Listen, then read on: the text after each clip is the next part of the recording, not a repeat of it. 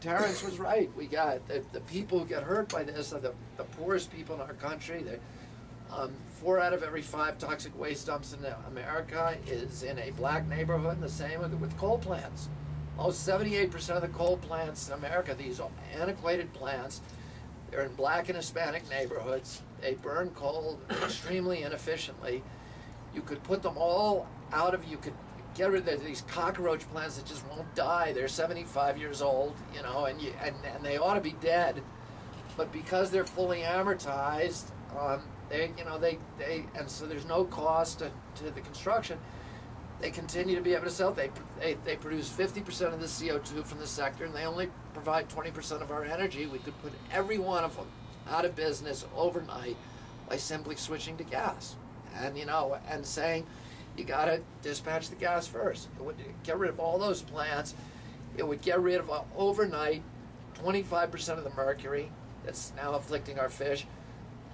Almost all of the ozone and particulates that kill 60,000 Americans a year, 1 million asthma attacks, 1 million lost work days. It would get rid of the acid rain that sterilized 1/5 of the lakes in the Appalachians and destroyed the forest cover on the high peaks of the Appalachians from Georgia to northern Quebec.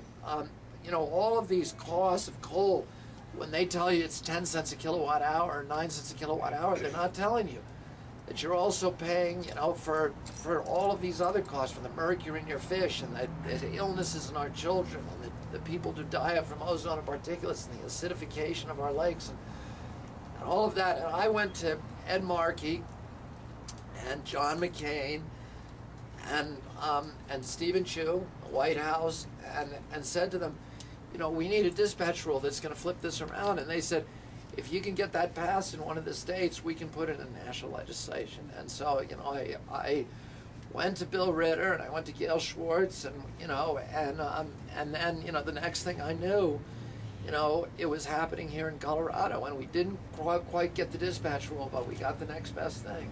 And we got Excel, thanks to Excel going along with this, we got an agreement that we're going to get rid of these plants here. And over the next couple of months, we're going to see coal start to have to pay its true costs in this country, because Lisa Jackson's up there on Capitol Hill, and we're going to have new rules proposed in March and February that are going to start forcing them to pay for that acid rain, to remove the acid gases, the NOx and SOx, and to deal with coal ash, which is a huge subsidy to the industry. That the 584 piles of the most toxic witch's brew that is poisoning millions of Americans, and there's no regulation. And she's going to finally start regulating it, and it's going to cost them plenty.